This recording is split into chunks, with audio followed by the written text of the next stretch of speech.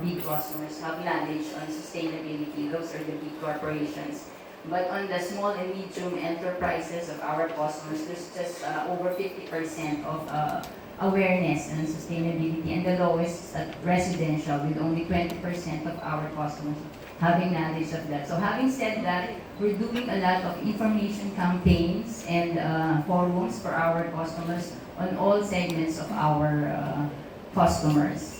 So for us to create awareness and also offering our products and services on solar, on energy efficiency, on EV vehicles.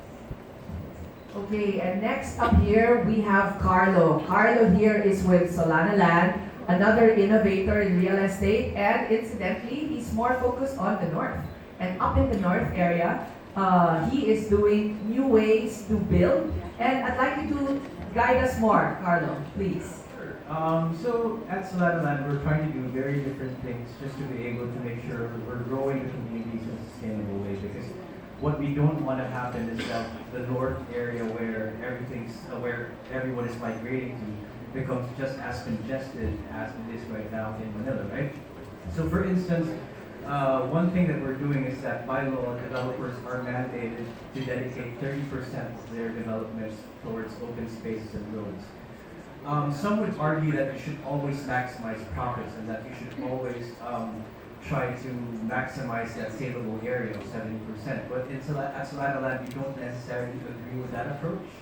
So instead of always trying to get 70%, maybe we try to go at 60%. So we dedicate more open spaces to all our communities that we build. And then secondly, there are some innovations that we can think of. So for instance, with respect to the suppliers that we approach, I think it's a more conscious effort for us to be able to think about are these suppliers building or producing their products in a sustainable manner? And like for cement, for instance, that's always a conscious effort for us to be able to understand if they're doing it in a sustainable way. Of course, it's very difficult because when you're in affordable housing, the profits are thinner.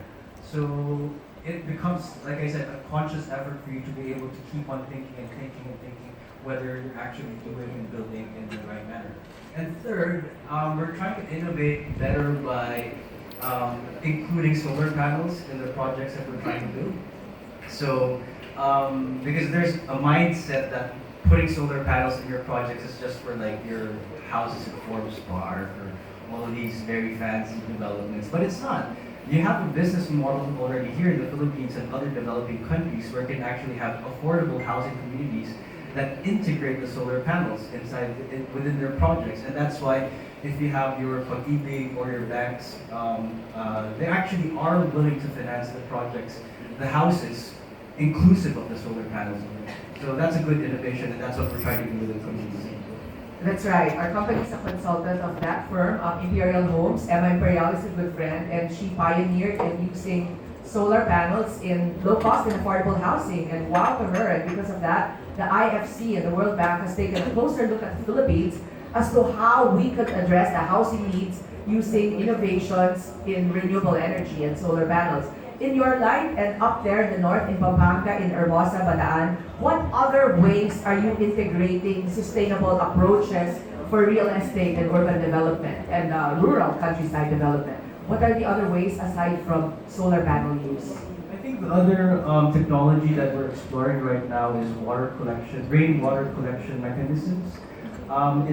There isn't a proven business model yet for that, and I think it's a bit more challenging this way because especially when you get into the summer seasons, it's basically nothing, right? But then when during the rainy season when there's a lot of water, then it doesn't mean it's a bit more difficult. But there's so many technologies that you can explore when it comes to building these affordable houses. But like I said, when it comes to affordable housing, it becomes a bit more challenging because your margins are thinner. So you really have to be a bit more conscious of what you're doing just so you're able to preserve your profits, but at the same time, build your communities in a sustainable way. That's very nice, Carla, because you touched on two important elements the Philippines is so rich of and with. We have a lot of sun, okay, with our perpetual summer and our long sunny days, and we also have a lot of rain. In Davao City, where we work a lot on several projects, high rises and resorts, it is now mandated to have a rainwater catchment basin. And all projects have to have that rainwater catchment tank. And I'm so glad that you are also doing it both in Pampanga and Hermosa. Very good. Let's keep that running. And of course, Gay, there is so much that we also need to hear about finance and investments. And in particular, I do have a question as you introduce the efforts that your company is doing and you as an independent consultant. How can investments be maximized with development projects? And how should real estate developers and professionals integrate sustainability in a financial perspective? Would like to zero in on finances. First of all, I'm not a climate change specialist. I'm a financial inclusion advocate. And secondly, I'm a retiree. So I'm just continuing an advocacy and taking on private consulting. That being said, I think for financial inclusion, just to tie it up to the theme today, based on World Bank Findex data, we are highest in terms of borrowing from friends and family. We have around 15.8 million adults who have access to formal borrowing. Half of that have access to 15.8 million access to formal savings, half of that access to formal borrowing.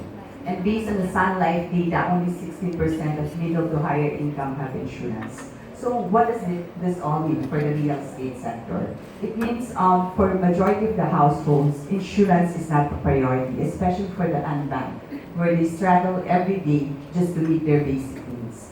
And when disaster happens, it's low to minimal recovery, and that can adversely affect the real estate sector.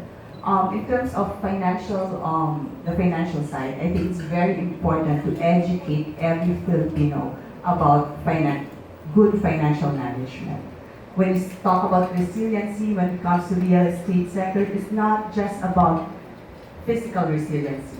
It's ensuring that every Filipino has a pathway to financial independence and financial sustainability. Because otherwise, if we don't have that, then you're just stuck with the 8 million Filipinos who have access to formal borrowing as your market and no way to expand your portfolio as well.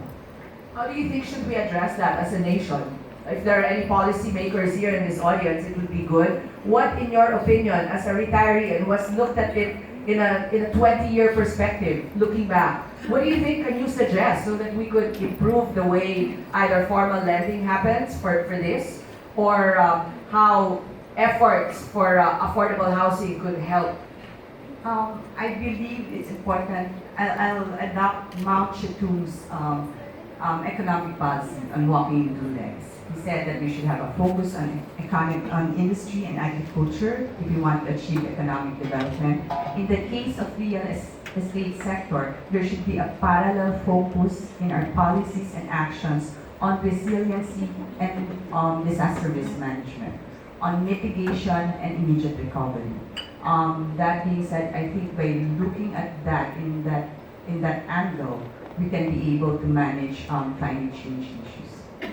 Thank you, Gay. I'd like to go back to you.